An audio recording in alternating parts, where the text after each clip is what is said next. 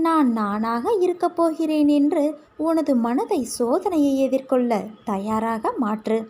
இதுதான் முதல் படி. எனது கடவுளான சாயி யாரைப் போலவும் நடித்தவரல்ல. அவர் தனக்கென ஒரு வழியை உருவாக்கி கொண்டு அவராக இருந்து அதை நடைமுறைப்படுத்தி ஜெயித்தவர். அவர் என்னோடு இருக்கிறார். நான் பிறர் நடுவே தனித்தன்மையுடன் இருக்கிறேன். நான் இதுவரை பெற்றது தோல்வியல்ல, அனுபவம். அனுபவித்தது கஷ்டமல்ல, சோதனை. இதில் நான் ஜெயிப்பேன். நான் தோற்க பிறந்தவனல்ல, ஜெயிக்க பிறந்தவன் என்று கூறு. இதுபோல நீ கூறும்போது உனது மனதில் ஒரு தன்னம்பிக்கை, தைரியம் உனது மனதிற்குள் தோன்றுவதை நீ உணர்ந்து கொள்வாய். உனது ஆன்ம சக்தி உயர்ந்து வருவதை உன்னால் பார்க்க முடியும். நான் தோற்று களைத்து போக சாதாரண உடம்பல்ல. தோல்வியோ அழிவோ அறியாத ஆன்மா என்று உனது மனம் சொல்லும். இறைவனிடம் கேட்பதை குறைக்காதீர்கள். அதுபோல இறைவன் எதுவும் தரவில்லை என்று கூறாதீர்கள். அவருக்கு கொடுப்பது பெரிதல்ல. எதை எப்பொழுது கொடுக்க வேண்டும் என்று சாய் ஒருவருக்கே தெரியும். அதை சரியான நேரத்தில் தருவார். எல்லா ஆசைகளும் எப்போதுமே நிறைவேறியது இல்லை. காற்றடித்தால் களைவதைப் போல பாபா மீதான என் நம்பிக்கை நிலை குலைந்து போகிறது. இதை தடுப்பது எப்படி? இது மீண்டும் நடக்காமல் இருக்க என்ன வழி?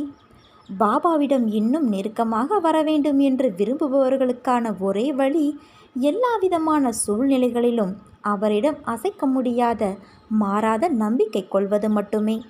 ஆனால் சிலர் உலகியல் ஆதாயங்களுக்கான ஆசைகளுடன் பாபாவை நாடி வருகின்றனர். இது போன்ற எதிர்பார்ப்புகளுடன் தங்களது பக்தியை வெளிப்படுத்துகின்றனர். சில சமயங்களில் அவர்களது ஆசைகள் பூர்த்தியடையாவிட்டாலோ, அவர்களது முன்வினைகளின் பலனாக கஷ்டப்பட நேர்ந்தாலோ அவர்கள் தங்கள் நம்பிக்கையை இழக்கத் தொடங்குகின்றனர். எந்த ஒரு அவதாரம் அல்லது சத்குருவின் காலத்திலும் எல்லா மனிதர்களுடைய எல்லா ஆசைகளும் எப்போதுமே நிறைவேறியது கிடையாது. பக்தர்கள் இறைவனை அடைய தடையாயிருக்கும் எந்த விதமான ஆசைகளையும் சத்குரு நிறைவேற்றுவது இல்லை. இது போன்ற ஆசைகள் நிறைவேறாமல் போவதன் பின்னணியிலும் பாபாவே உள்ளார்.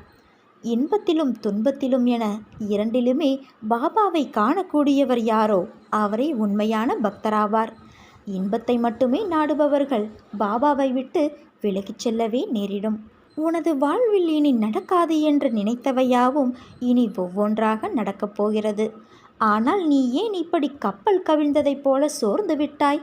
இந்த சோதனை, தடை, தோல்வி, கடன் இவையெல்லாம் உனது வாழ்க்கை பயணத்தை முடக்கிவிடக்கூடிய செயலா என்ன? இன்று மண்டையை பீத்து எடுக்கும் விஷயம் இன்றோ நாளையோ கடந்து போகும். நாளை வேறொரு விஷயத்தில் நீ கவனம் செலுத்துவாய். இயல்பான நிகழ்வை பெரிதாக எடுத்துக்கொண்டு இப்படி உட்கார்ந்திருப்பது மிகவும் தவறு என் தங்கமே. நடக்கப் போகின்ற நிகழ்வுகளுக்காக உன்னை நீ தயார்படுத்திக் கொள்வதே உனக்கான புத்திசாலித்தனம். எழுந்திரு. அப்பா நான் இருக்கிறேன் உன்னை கரை சேர்க்க. என்னை நீ மனிதனாக நினைத்தாலும் சரி, இறைவனாக தொழுதாலும் சரி, உன்னிடம் நான் பூஜை செய், என்னை துதி என சொல்லவில்லை. மாறாக நீ எந்த அளவு என் மீது நம்பிக்கை வைக்கிறாயோ அதைவிட அதிகமாக உனக்கு நான் நல்லதே செய்வேன். எத்தனை இடர் வந்தாலும், எத்தனை சோதனை வந்தாலும், எத்தனை காலதாமதமானாலும் நான் என்றும் உன்னை விடவே மாட்டேன். இது உன் சாய் தேவனின் என் சத்திய வாக்கு தங்கமே. நீ நம்பிக்கையோடு இருந்தால் நல்லதே நடக்கும்.